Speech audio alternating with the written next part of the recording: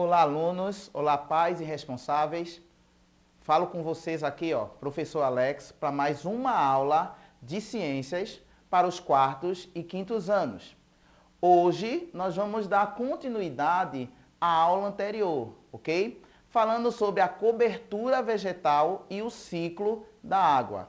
Prepara o teu material, caderno, lápis, borracha, anota tudo o que for falado, porque no final, como sempre, nós temos aquele desafio. Preste bem atenção e vamos para a nossa aula. Como na aula passada, nós falamos sobre a importância do ciclo da água. Só para nós entendermos, para darmos continuidade a esta aula, vamos perceber aí as fases do ciclo, né? O ciclo da água, ele começa com a evaporação ou a evapotranspiração, que é a evaporação do solo, das águas e também da transpiração dos seres vivos, em especial os vegetais. Como também nós estamos repassando da aula passada, entendemos que quando a água ela evapora, ela encontra locais mais frios e aí condensa, formando as nuvens. Quando as nuvens elas estão bem pesadas, ela cai em forma de chuva ou granizo. E essa água forma os rios, os lagos, ela escoa e infiltra também no solo, que chamamos de infiltração. Agora, preste bem atenção nesta pergunta. Qual a importância da cobertura vegetal para o processo de ciclo da água? Pense bem nessa questão. Nós vamos entender durante essa aula sobre o que a vegetação pode ajudar no ciclo da água.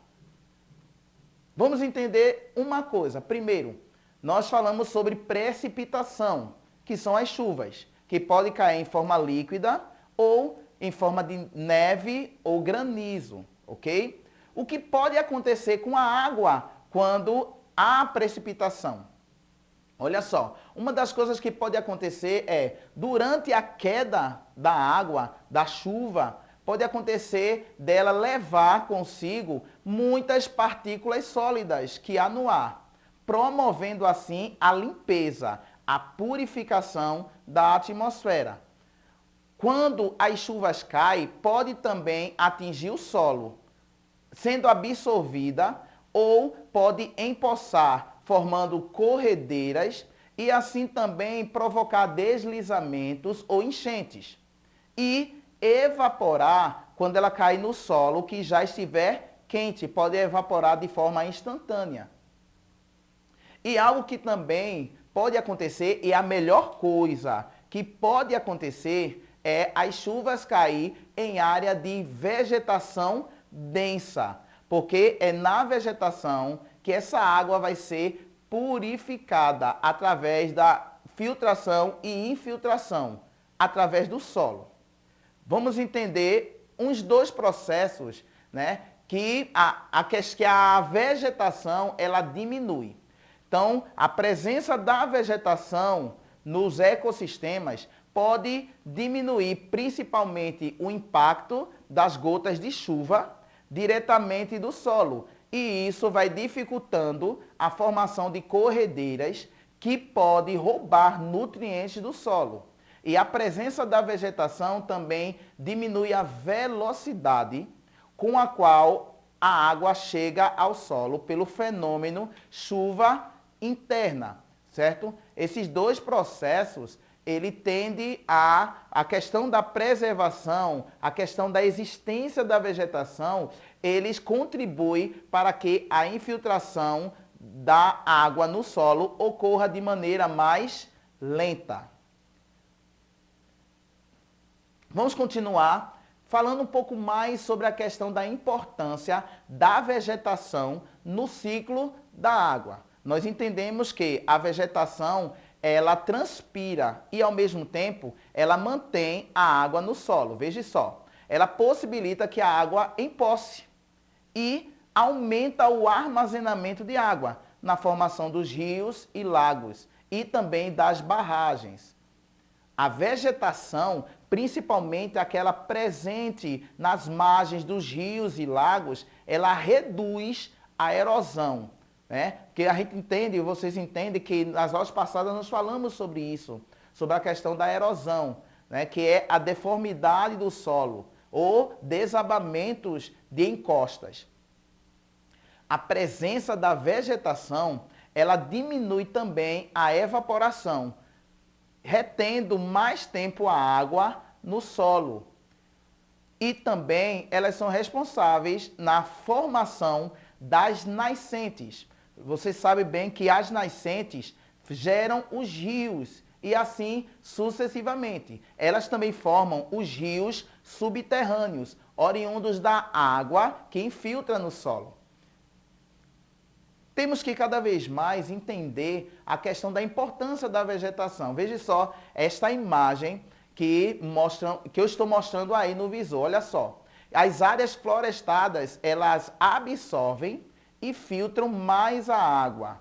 Ao contrário das áreas que não têm uma vegetação densa, porque nessas áreas pode acontecer a erosão ou o assoreamento, que quando os materiais como areia são levados para outras áreas.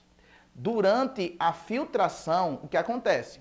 A água é purificada pelo próprio solo e pelas rochas. E assim também a vegetação diminui a evaporação, que ela continua, ela se mantém no solo e essa infiltração, essa purificação acontece de forma mais lenta. Muito interessante e muito importante a questão da vegetação e a infiltração. Vamos entender um outro termo também que não é bem falado, que chamamos de evapotranspiração, que é o conjunto, é o processo da evaporação do solo e a transpiração dos vegetais, ok? E tem a sua importância dentro do ciclo da água. Veja só, primeiro a evapotranspiração, ela é por meio dela em que a água volta para a atmosfera. Como falamos, a água ela esquenta e evapora, voltando para a atmosfera. E assim também umedecendo a atmosfera, regula também as chuvas, ok? E também é responsável cada vez mais por, como eu falei, em deixar a atmosfera mais úmida, o ar mais úmido. Assim também ajuda a transportar águas para outras regiões. E dessa forma também trabalha na questão de manter os locais de água, rios, lagos e barragens abastecidos, né? Como também as bacias hídricas. Veja como é importante a questão não só do ciclo da água, mas também da vegetação para que esse ciclo da água aconteça. Algo bem interessante, pessoal, eu quero que vocês prestem bem atenção nessa parte somente sobre a evapotranspiração na floresta amazônica. Nós sabemos que a floresta amazônica ela é o pulmão do mundo. E ela tem um fator bastante importante no regime de chuvas no Brasil. O que acontece? Primeiramente, o primeiro passo para a criação de rios voadores, que ocorre no nosso país. Primeiramente, a água, ela evapora, né, dos oceanos. O vento leva essas águas, como você pode ver aí no visor, na imagem que eu estou aí a demonstrar, certo? A nuvem leva essas nuvens para a floresta amazônica. Lá as chuvas caem e assim também acontece a transpiração ou a evapotranspiração, que melhora e aumenta o número de nuvens que formam esses rios voadores. Essa água acumulada é levada, né? Essas novas nuvens é levada tanto para as regiões Centro-Oeste, Sudeste e Sul, fazendo chover nessas regiões e seguem viagem pela América do Sul. É conhecida como rios voadores porque são nuvens carregadas de água.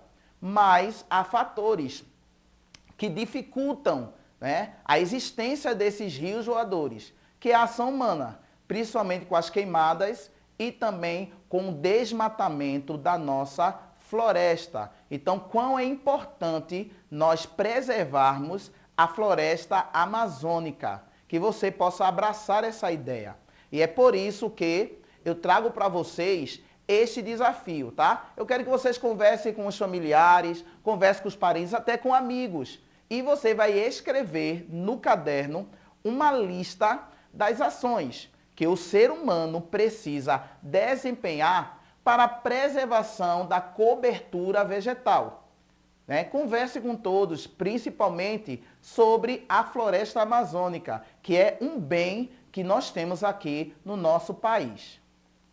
Espero que você tenha entendido a mensagem da aula de hoje. Por hoje é só, ok? Nossa aula está terminando. Realize esse desafio e até a próxima, se Deus assim permitir. Tchau!